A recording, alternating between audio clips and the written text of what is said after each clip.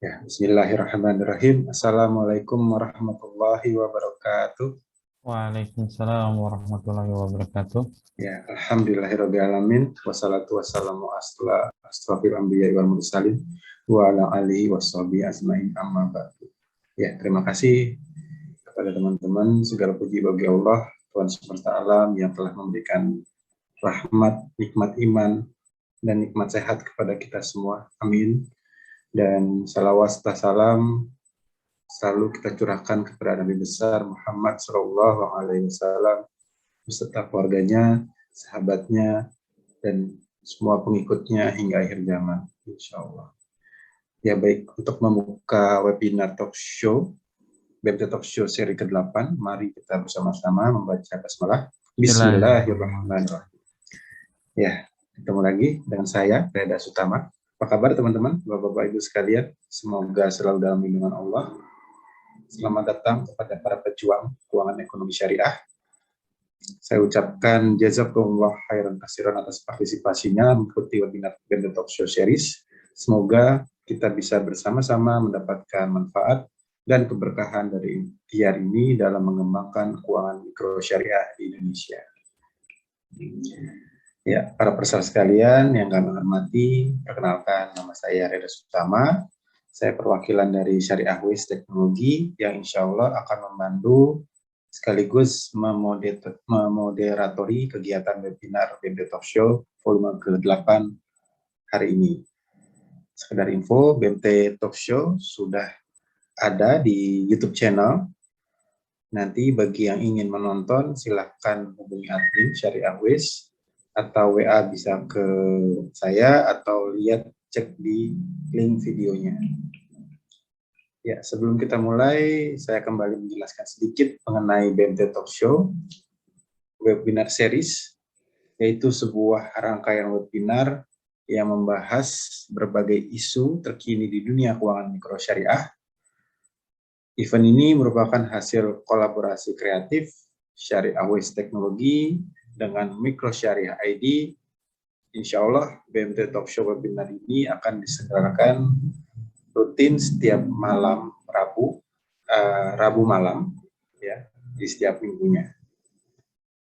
Baik, webinar ini bertujuan untuk sebagai wadah kita bersilaturahmi dan para praktisi keuangan syariah mikro untuk bisa kita berdiskusi dan brainstorming, sharing knowledge yang nantinya insya Allah mudah-mudahan dapat memberikan input positif bagi pengembangan keuangan mikro syariah, terutama bagi para BMT dan praktisi khususnya di ranah digitalisasinya. Baik, saya sedikit menjelaskan tentang teknis dan alur BMT Talk Show. Jadi webinar ini akan dimulai dari pemaparan singkat namun padat oleh narasumber yang sudah hadir di sini. Insya Allah selama 15-20 menit. Setelahnya akan ada sesi tanya jawab yang akan dimoderasi hingga pukul 8.50 menit, gitu ya, sekitar 1 jam kita BMT Talk Show ini. Pertanyaan bisa langsung melalui fitur raise hand, angkat tangan di Zoom setelah pemaparan, atau bisa langsung chat di tengah-tengah pemaparan. Baik, untuk kepentingan bersama dimohon para peserta untuk dapat mematikan mikrofonnya selama pemaparan materi berlangsung. Oke, baik. Sebelumnya saya perkenalkan dulu narasumber pada series ini, yaitu masih Bapak Desison Pane, SE, MSI. Beliau adalah seorang senior konsultan di AB Management, konsultan keuangan mikro syariah, sekaligus sebagai CEO dari Akira ID, yaitu sebuah platform syariah accounting software untuk institusi keuangan syariah di Indonesia. Beliau sudah lama berkecimpung di dunia keuangan mikro syariah selama lebih kurang 15 tahun dan insya Allah akan menjadi narasumber tetap di BMT Talk Show rangkaian selanjutnya. Baik, kita langsung saja menyimak pemaparan dari narasumber kita, Bapak Rizwan Paneh, untuk topik kali ini tentang gaya marketing koperasi syariah. Kepada Bapak Rizwan Paneh, saya persilahkan. Baik, terima kasih Pak Reda. Bismillah, Assalamualaikum warahmatullahi wabarakatuh. Waalaikumsalam. Inna hamdalillah nahmaduhu wa nasta'inuhu wa nastaghfir wa na'udzu billahi min shururi anfusina wa min sayyiati a'malina may yahdihillahu fala mudhillalah wa may yudhlil fala hadiyalah. Asyhadu an la ilaha illallah wahdahu la syarikalah wa asyhadu anna Muhammadan abduhu wa rasulul la nabiyya ba'da. Alhamdulillah kita panjatkan puja dan puji syukur kita kepada Allah Subhanahu wa taala yang banyak memberikan kita nikmat, nikmat iman, nikmat Islam, dan juga nikmat kesehatan kita pada malam hari ini. Semoga dengan nikmat-nikmat yang Allah berikan kepada kita itu menambah rasa syukur kita kepada Allah Subhanahu wa taala. Karena keterampilan kita bersyukur, maka itu akan menambah nikmat kita di dunia dan insya Allah juga di akhirat. Muhammad SAW beserta para sahabat, keluarga, dan orang-orang yang terus beristiqomah di jalannya hingga yaumil akhir nanti. Semoga kita termasuk orang-orang yang komitmen dan juga konsisten dengan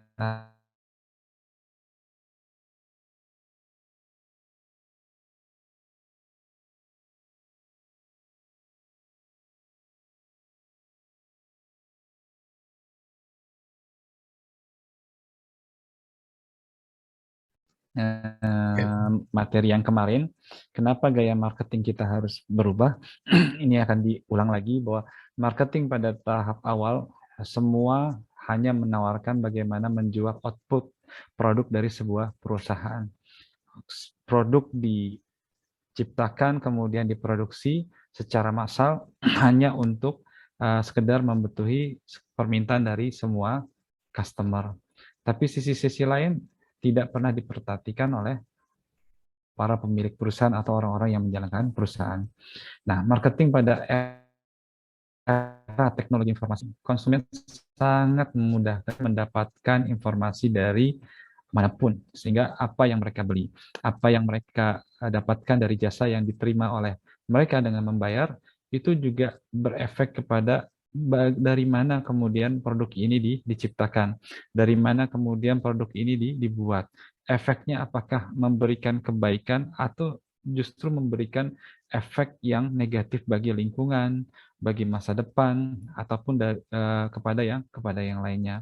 Sehingga aturan-aturan yang dulu pernah menjadi ikon dalam sebuah bisnis, bahwa pembeli adalah raja, maka hari ini kita melihat ikon itu tidak lagi berlaku di era yang sekarang. Nah, sehingga kita bisa melihat bahwa pendekatan customer centric yang dulu dilakukan oleh para pengusaha atau para pedagang atau apapun itu tidak lagi berlaku karena semua orang di dunia ini begitu cepat mendapatkan informasi.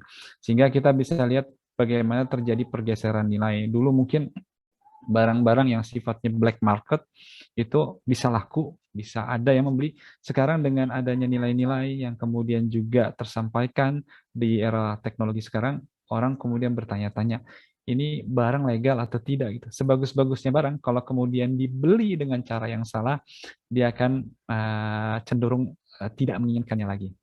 Nah, kemudian Bapak Ibu semua, nah inilah 3 kekuatan, ini masih mengulang yang kemarin, 3 kekuatan utama yang membentuk landscape bisnis menuju marketing dengan nilai di era yang sekarang.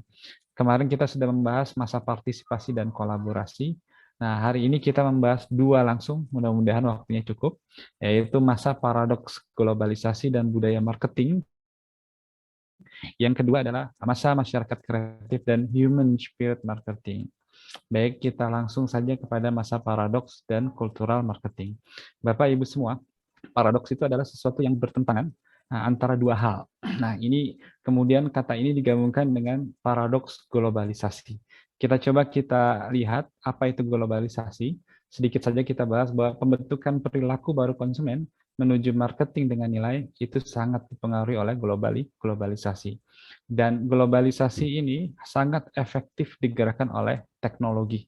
Dulu mungkin sudah ada yang namanya globalisasi tahun 80, 90, tapi belum efektif karena belum ada perangkat atau hal yang kemudian mengantarkan semua informasi dari satu orang ke orang lain. Maka hari ini dengan adanya teknologi, maka inilah yang kemudian menggerakkan globalisasi menjadi cepat bergeraknya. Nah, teknologi informasi ini memungkinkan pertukaran informasi antar negara, antar perusahaan, bahkan antar individu dari seluruh dunia. Hari ini saya ada di Indonesia, kemudian teman saya ada di Afrika, dalam waktu hitungan detik kita sudah bisa bertukar informasi.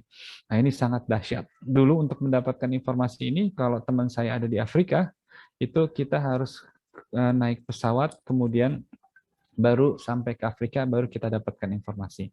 Hari ini cukup duduk, kita bisa mendapatkan informasi.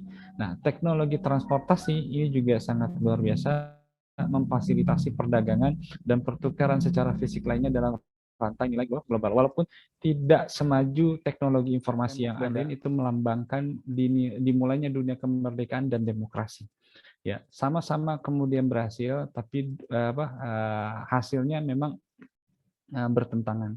Nah, kalau kita bisa sedikit simpulkan dari kedua kejadian ini, globalisasi ini memang memberikan kebebasan, namun pada saat yang sama, ini memberikan tekanan pada bangsa dan orang-orang di seluruh dunia. Nah, ini kita lihat globalisasi atau paradoks globalisasinya. Nah, kalau kita lihat ada 3 paradoks yang timbul dari globalisasi yang memang ini bertentangan ketika dibandingkan dengan 2 hal. Pertama, tadi kita lihat di saat demokrasi semakin mengglobal, nah Cina sebagai negara adikuasa, non-demokrasi yang baru semakin kuat kekuasaannya. Padahal semakin mengglobal, harusnya demokrasi semakin tegak gitu. Tapi kemudian di dunia ada yang tegak tanpa adanya demokrasi. Nah, kemudian globalisasi membutuhkan integritas ekonomi, namun tidak menciptakan kesetaraan ekonomi. Nah, ini yang terjadi. Ya, di satu sisi membutuhkan integritas, tetapi tidak menciptakan kesetaraan, tidak menciptakan kesamaan atau keadilan di dalam ekonomi. Nah, ini kemudian paradoks yang kedua, bertentangan.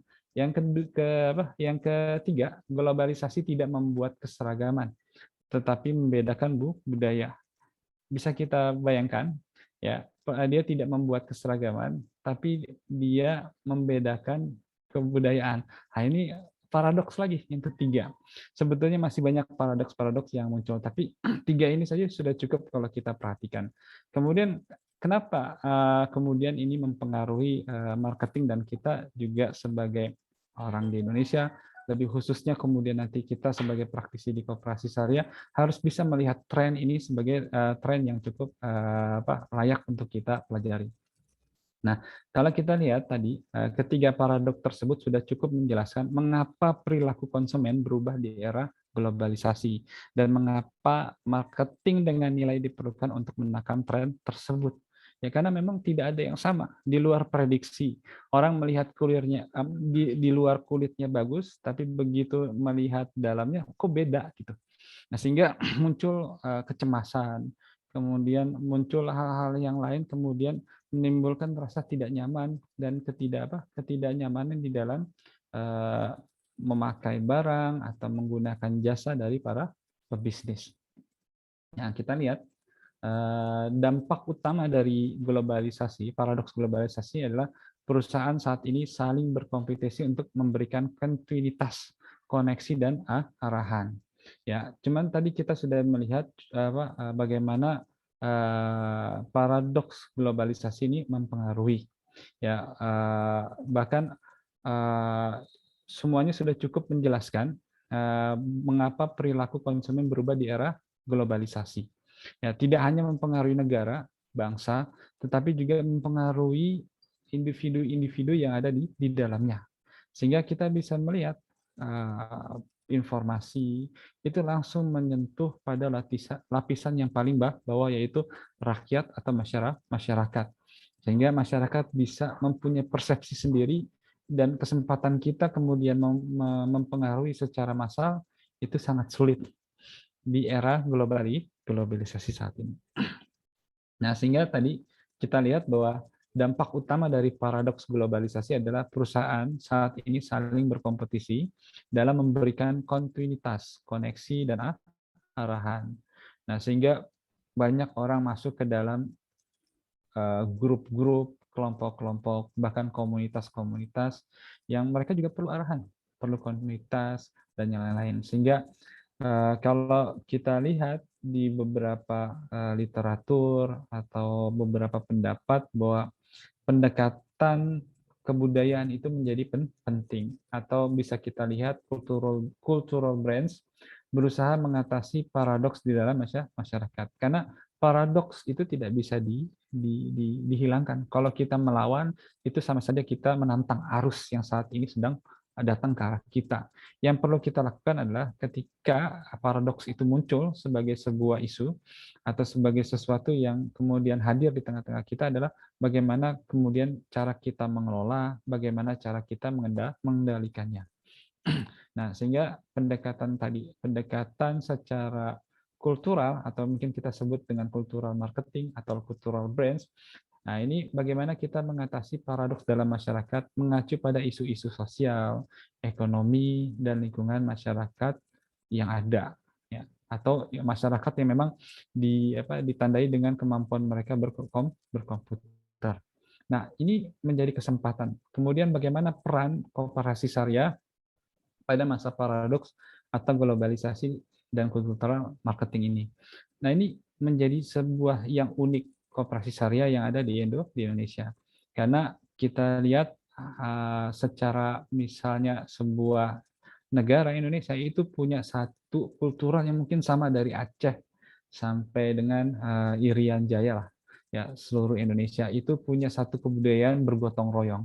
Nah, ini kalau kemudian ini jadi cultural brand, menjadi isu yang bisa diangkat, ini misal saja ya, oleh koperasi syariah, ini akan menjadi menarik. Terutama juga bahkan setiap daerah, setiap provinsi itu punya kultur yang berbeda-beda.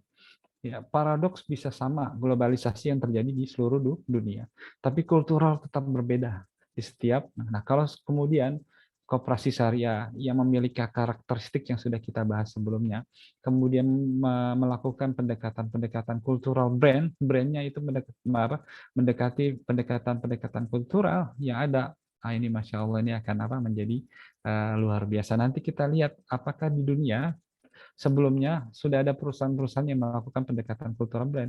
Sudah ada sebetulnya. Nanti kita lihat.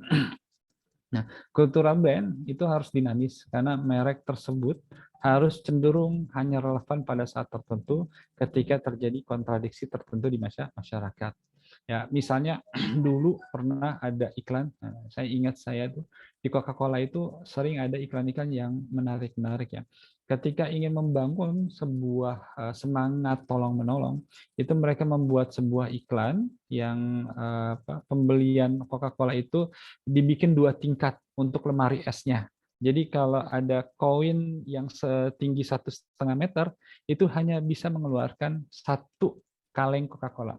Kalau nanti dimasukinnya koin yang ada di box kedua yang tingginya 3 meter, itu akan mengeluarkan 2 kaleng Coca-Cola. Gimana cara dapetinnya gitu? Bisa masukin koinnya.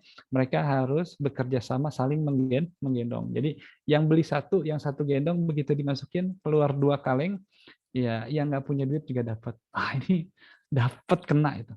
Memang ada efeknya, ada itu.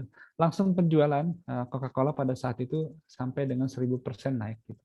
Tapi pada saat situ saja. Nah, inilah kemudian kultur brand harus dinamis karena merek tersebut cenderung hanya relevan pada saat tertentu. Nah, kemudian isu-isu apa saja yang kemudian yang harus diangkat oleh koperasi syariah terhadap nilai-nilai kultural yang ada di masyarakat yang kemudian melekat, yang tidak hanya relevan saja pada saat-saat tertentu.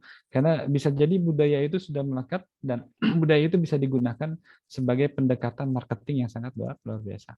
Nah, kemudian cultural brand cenderung relevan hanya pada masyarakat tertentu, tapi tidak berarti bahwa merek global tidak bisa mencari cultural brand. Contohnya misalnya McD. Ini McD ini luar biasa, dia sudah memposisikan dirinya, merek dia, kalau dulu ya, bukan sekarang, dulu, kalau setiap negara yang kemudian mendirikan McDonald, itu negara-negara itu aman dari perang. Ini kan bukan sesuatu yang disengaja, tetapi memang mereka memilih mana negara-negara yang kemudian mendapatkan lisensi atau izin untuk bisa mendirikan atau membuat McDonald di tempat mereka masing-masing. Sehingga ada sebuah isu globalisasi yang kemudian dibuat oleh McDonald. Nah, ini kemudian siapa negara manapun yang kemudian mendirikan McDonald itu aman dari perang. Wah, ini luar biasa. Nah, kemudian bisa nggak kita kemudian mengimplementasikan itu dengan pendekatan yang berbeda ya di Indonesia. Misalnya ada di Jawa Tengah pendekatan-pendekatannya itu berbeda. Kalau misalnya kita adalah koperasi syariah, kemudian kita bisa membuat isu bahwa keamanan dari sisi syariahnya, baik dunia dan akhirat itu dijamin. Nah, ini menjadi isu yang sangat strategis gitu. Di mana kita juga mungkin ketinggalan koperasi syariah itu dari sisi teknologi dan lain-lain. Tapi ada hal yang bisa kita tutupin, di mana orang sangat merindukan keamanan dari sisi yang syar'inya gitu. Sehingga ketika dia bertransaksi bukan cuman melakukan pendekatan keuntungan saja gitu, tapi juga bagaimana mereka juga dipersiapkan ada karakteristik yang lain selain untung, tapi ada rugi juga gitu. Nah, ini kan kemudian orang berbisnis kalau cuma mau untung juga, untung saja ya, artinya tidak memperhitungkan yang ruginya. Nah, ini akan lebih kepada pendekatannya lebih kepada bunga yang selalu untung. Nah, ini keberanian ini yang kemudian bagaimana cara mengemasnya menjadi cultural brand. Ini ada body shop juga nih. Kalau diceritain waktunya nanti nggak akan cukup. Nanti bisa dilihat bahwa ini ada contoh-contoh di dunia yang mereka bisa mempengaruhi, bahkan mempengaruhi Indonesia padahal yang punya ada di Amerika. Nah, kita lihat selanjutnya. Nah, cultural marketing adalah ini dia building block kedua dari marketing dengan nilai. Yang sebelumnya kemarin adalah kolaborasi. Nah, pendekatan yang menunjukkan pada kepedulian dan harapan. Ketika orang sudah tidak percaya terhadap nilai-nilai ekonomi, di mana di situ yang ada adalah nilai keserakahan, nilai yang cuma cari untung saja, tapi dengan adanya cultural marketing, ya, yang kemudian didampingi dengan paradoks globalisasi yang kemudian ada yang untung, ada yang ditekan, kemudian ada yang merasa bahagia. Tapi dengan adanya pendekatan cultural marketing ini akan menunjukkan kepedulian dan harapan pada masing-masing lini. Nah, ini Masya Allah kalau ini kemudian kita punya keterampilan ke arah sini, koperasi syariah, nah ini akan memberikan satu pilihan atau identitas yang luar biasa kepada koperasi syariah. Nah, perusahaan atau koperasi syariah harus mempraktekkan isu-isu masyarakat terkait bisnis. Nah, ini harus jadi literasi yang dilakukan oleh koperasi syariah kepada para anggotanya gitu. Karena kalau tidak diliterasi, kemudian tidak diberikan pendidikan, ya mereka akan menjadi sesuatu yang sama. Mungkin nanti butuh waktu 10-20 tahun. Oke lah kita nggak merasakan, tapi mudah-mudahan kita menjadi bagian dari perubahan tersebut. Jadi kalau kita adalah orang Islam, ya itu mudah-mudahan jadi kebaikan kita di akhirat nanti. Nah, ini harus seperti itu. Karena kalau tidak seperti itu, tidak ada yang memulai, maka posisi lembaga keuangan syariah atau masyarakat kita terhadap pandangan masyarakat kita terhadap lembaga keuangan syariah atau koperasi syariah itu akan menilai sama saja antara koperasi yang konvensional dengan koperasi yang syariah. Tidak ada nilai yang lebih karena dua-duanya sama-sama harus untung. Karena kalau tidak untung atau tidak berkembang, ya besok juga akan tutup juga koperasi syariahnya. Nah, marketing dengan nilai adalah marketing yang melitikan isu-isu budaya di jantung model bisnis perusahaan. Ya, jadi kalau misalnya apakah dengan membuat iklan yang tidak komersil, yang tidak menunjukkan karakteristik dari produk itu bisa laku, bisa. Banyak hal yang dibuat oleh perusahaan-perusahaan besar ketika mereka melakukan pendekatan terhadap nilai-nilai budaya yang ada di masing-masing wilayah. Nah, kita lihat lagi selanjutnya. Nah, Baik, tadi kita sudah bahas terkait dengan masa paradoks globalisasi dan cultural marketing. Nah, selanjutnya, nah ini udah masuk yang bagian akhir. Ini adalah masa masyarakat kreatif dan human spirit marketing. Nah, di sini bagaimana nanti peran koperasi syariah?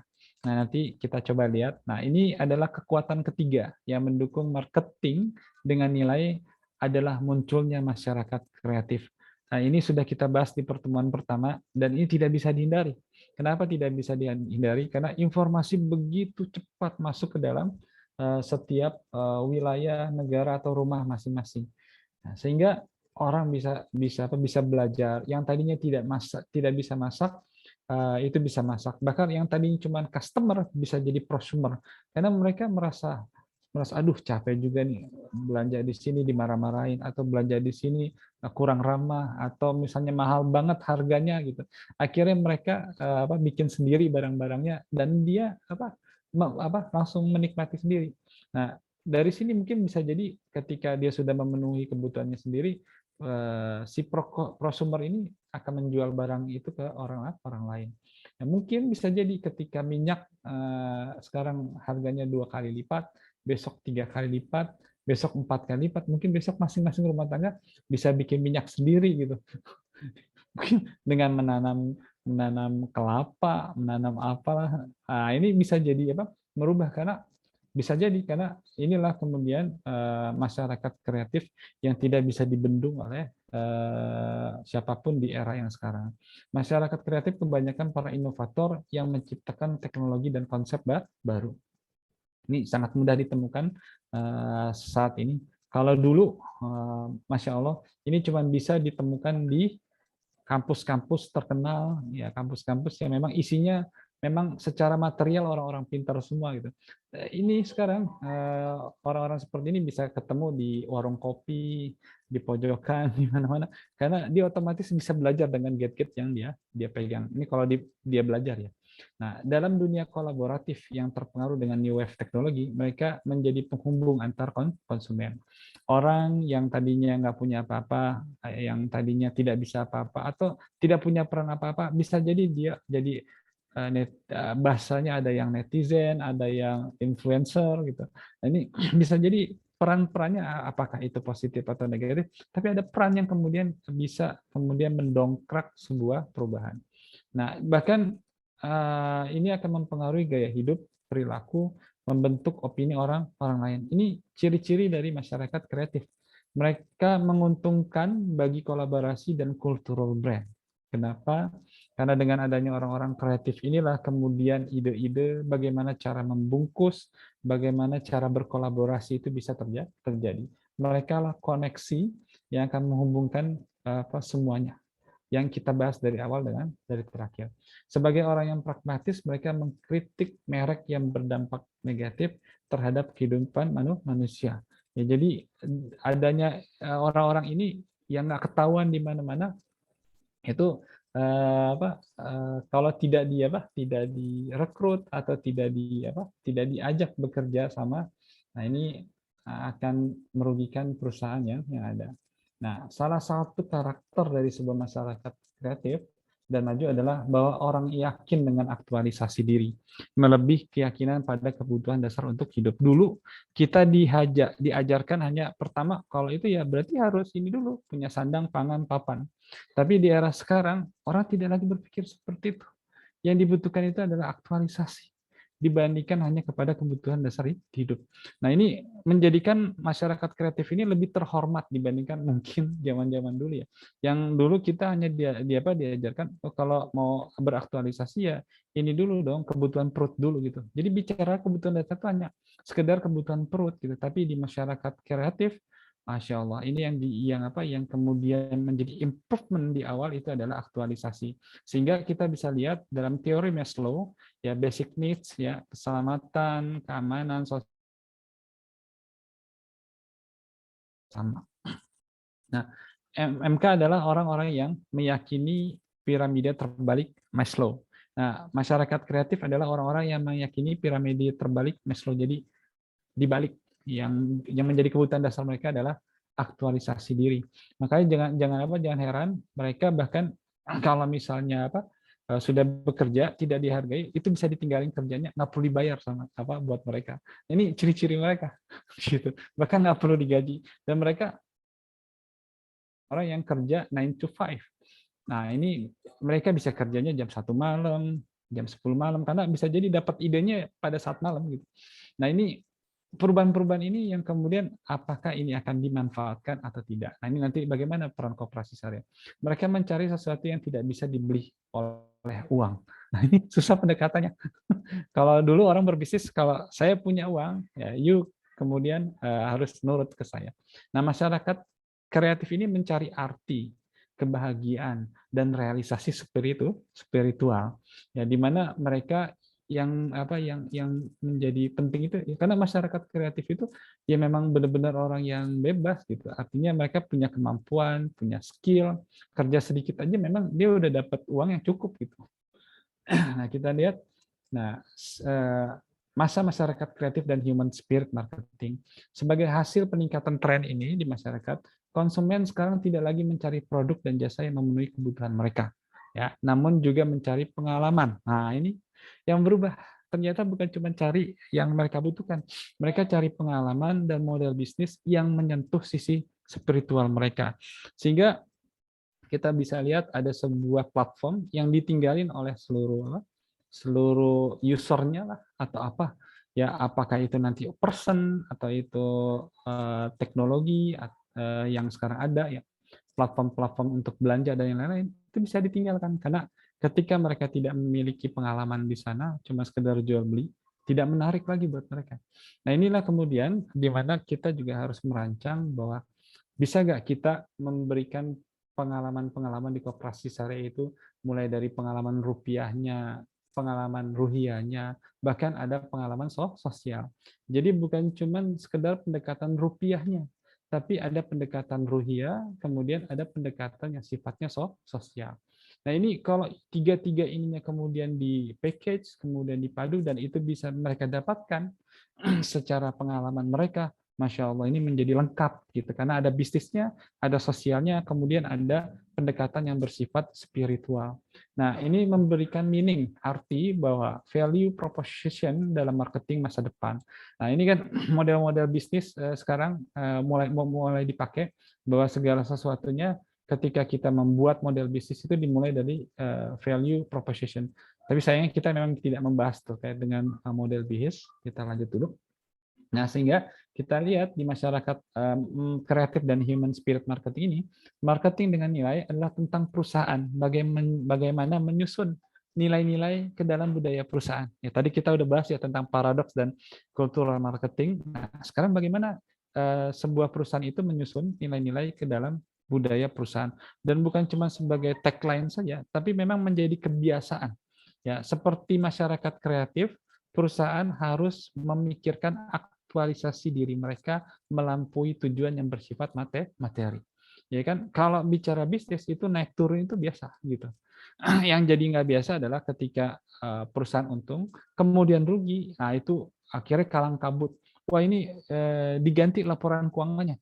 Pokoknya diganti jadi ini gitu. Padahal ya kan, tanggung jawab pertama laporan keuangan itu di dalam syariat itu adalah tanggung jawab kita kepada Tuhan, kepada Allah Subhanahu wa taala kan. Responsibility view-nya itu harus kepada Allah Subhanahu wa taala, bukan kepada manusia dulu. Kalau itu terjadi, kemudian itu jadi pemahaman dasar kita, Masya Allah, tidak perlu ada auditing, gitu. Tidak perlu diaudit lagi, karena sudah benar letaknya gitu kan. Karena sekarang kan yang menjadi permasalahan keuangan di dunia sudah diaudit, sudah di ini, sudah di itu, dan lain-lain, masih juga ada kebocoran dan kecurangan. Nah, inilah kemudian yang harus harus dirubah mindset-nya, bahwa perusahaan harus memikirkan aktualisasi diri mereka melampaui tujuan yang bersifat materi. Kalau ini kemudian sejalan dengan pemahaman terkait dengan laporan keuangan, bagaimana mereka memilih responsible making view-nya, wah, ini jadi luar biasa. Mudah-mudahan ada perusahaan seperti ini. Perusahaan harus memahami perusahaan apakah mereka dan mengapa mereka ada di dalam bisnis ini gitu. Kalau ini koperasi syariah, kemudian message apa yang harus kita bawa kepada anggota atau masyarakat kita. Perusahaan juga harus tahu ingin seperti apa mereka gitu. Jadi jangan sampai kita merubah identitas kita, bahwa yang namanya koperasi syariah harus kaya atau harus besar, harus untung dengan menghalalkan segala cara. Ini repot juga gitu. Iya sih betul, harus kaya, harus besar, harus berkembang, tapi tetap harus menggunakan cara-cara yang baik dan benar. Nah, kemudian kesemuanya harus ada dalam misi, visi, dan nilai perusahaan yang kemudian ini menjadi rem pakem bagi setiap koperasi syariah yang ada. Nah, terakhir, Bapak Ibu semua, yang insya Allah diberkahi oleh Allah Subhanahu wa Ta'ala, ini bersifat spiritual atau human spirit marketing dari sudut pandang perusahaan yang selama ini tidak menjadi perhatian full bagi perusahaan sebelumnya. Nah, kalau ini koperasi syariah, nah ini harusnya menjadi sebuah identitas di era sekarang yang sangat mudah diaplikasikan. Karena memang kita sudah mengaplikasikannya terlebih dahulu. Hanya saja memang sekarang eranya gitu. Padahal dulu mungkin belum sudah kita praktekkan, cuman kita belum menyadarkan. Mungkin sekarang kita sudah harus sadar. Nah, kemudian bagaimana kemudian kita membentuk nilai-nilai ini menjadi karakter dari koperasi syariah atau BMT. Nah, ini adalah building block ketiga dari marketing dengan nilai. Alhamdulillah dari 3 session pertemuan kita sudah membahas terkait dengan gaya marketing yang mudah-mudahan ini bisa cocok diterapkan di koperasi saya. Allahu a'lam bishawab. Saya kembalikan kepada Pak Reda. Masya Allah, alhamdulillah. Terima kasih Pak Rizwan. Wow, ini baru ini. Saya bilang ini the final inilah, the final gaya marketing. Masya Allah, ini penutup yang keren banget gitu ya. Saya benar-benar dapat insightful banget di sini, terutama terkait masyarakat kreatif gitu ya, yang berpikir apa tadi piramida terbalik dari Maslow gitu ya. Aktualisasi is important gitu ya, lebih penting gitu ya. Aktualisasi. Iya, betul sih. Betul. Nah, ini teman-teman, jadi jangan takut nih sekarang ya. Jangan takut bersaing karena ternyata basic need atau bisa dibilang tadi teorinya Maslow sudah terbalik sekarang. Jadi teman-teman punya di BMT itu punya nilai yang sebelumnya kita pernah bahas itu ya, nilai yang cukup kuat gitu ya, cukup besar yang bisa kita tawarkan ke baik itu konsumen maupun itu dari internal kita, SDM kita yang bekerja gitu ya. Di sini mungkin saya sum up sedikit. Tadi masyarakat sudah berubah, gaya marketing sudah berubah gitu ya. Dan yang paling penting dari 3 sesi ini yang selalu dibahas itu adalah tentang nilai dari marketing itu sendiri seperti apa. Nah, kita di BMT atau di keuangan ekonomi syariah ini punya nilai yang sangat kuat gitu ya. Bisa dibilang sudah fitrahnya manusia gitu ya. Karena kita menjalankan visi misi dari yang telah ditunjukkan oleh Al-Qur'an insya Allah gitu ya. Jadi yuk kita kembangin di situ aja. Value kita kuatin, kita naikkan ke atas insya Allah gitu ya. Teman-teman baik yang tadinya nggak semangat, wah ini gimana ya ngembangin BMT ini ya, insya Allah dengan adanya value ini gitu ya, kita bisa membagikan baik itu ke internal maupun ke customer kita. Mungkin ada pertanyaan mungkin dari chat kita, belum ada ya. Baik, saya sih, ini sudah ada pertanyaan dari Abdurrahman. Kira-kira saran terbaik seperti apa dan yang dapat membuat value proposition BMT bisa sama atau bahkan melebihi dari lembaga keuangan non mikro syariah. Wah, ini berarti ngomongin value yang tadi ya. Kira-kira sebenarnya tuh Pak, pandangan Bapak sendiri ngejawab value proposition untuk BMT itu yang idealnya seperti apa sih? Silakan Pak Jason. Baik, terima kasih Pak Reda. Jadi apa saran buat value proposition BMT itu sama atau bahkan melebihi dari lembaga keuangan non mikro. Nah, kalau kita misalnya melihat value proposition BMT kembali kepada karakter dari lembaga keuangan syariah itu sendiri, maka yang terbaik itu adalah kepada nilai-nilai Islam itu sendiri. Jadi kita harus balik kepada itu. Atau kita kalau misalnya tidak semua yang bisa kita terapkan, kita ambil beberapa, kemudian itu menjadi landscape kita atau dasar kita untuk membentuk sebuah model bisnis yang tepat buat koperasi syariah. Misalnya nilai-nilai apa yang sederhana, bahwa nilai propositionnya adalah bicara tentang kesejahteraan, tapi juga bicara tentang nilai keadilan. Nah, ini menjadi menarik juga kalau dikemas dengan baik. Atau misalnya kita bisa juga mengambil beberapa nilai-nilai yang ada di dalam lembaga keuangan syariah yang diterapkan. Karena yang namanya value proposition itu kan juga kemudian menyesuaikan dengan kondisi yang ada. Ketika value itu tidak lagi relevan atau diterapkan kepada lembaga keuangan. Di sinilah pentingnya tadi bagaimana kita memaksimalkan masyarakat kreatif ini untuk bisa kita bangun dengan cara berkolaborasi. Kita punya, kalau pertemuan kemarin itu kita bahas terkait bagaimana kita membangun website dan yang lain-lain, sehingga orang bisa memberikan masukan kepada BMT. Sebetulnya tidak ada saran yang terbaik ya untuk sebuah value proposition, karena semua value proposition yang ada di setiap perusahaan itu pasti baik gitu. Karena mereka pasti sudah memperhitungkan dengan secara cukup matang kenapa nilai ini kemudian menjadi pilihan mereka untuk mereka terapkan. Nah, tinggal nanti apakah kemudian nilai-nilai yang kita ambil, nah ini yang paling penting adalah mengambilnya dari mana. Ya, pasti kita harus mengambil dari nilai-nilai Islam itu sendiri. Mana yang kita coba kita terapkan di dalam nilai BMT kita. Apakah ada nilai kejujuran, ada nilai syariahnya, ada nilai itu yang kita kemudian kita terapkan, kemudian analisanya kuat untuk bisa kita terapkan. Karena model bisnis apapun pasti nanti lebih kuat kalau punya strategi yang matang juga gitu, bukan hanya mengandalkan kepada value proposition. Nah, kalau tadi kembali kepada marketing, gaya marketing, ini menjadi penting karena nanti gaya marketing ini kalau pendekatannya kepada nilai, maka semua stakeholder yang ada di dalam perusahaan itu juga harus bisa menerapkan kepada nilai-nilai tersebut, dan ini menjadi tidak mudah. Misalnya orang yang tadinya tidak sholat jadi harus bisa sholat, kan jadi nilai, ya kan? Yang tadinya tidak pernah sholat akhirnya mereka harus punya kebiasaan untuk bisa sholat. Yang tadinya tidak bisa baca Quran gitu, nah itu kemudian mereka harus belajar supaya bisa baca Quran. Nah, ini hal yang sederhana seperti ini.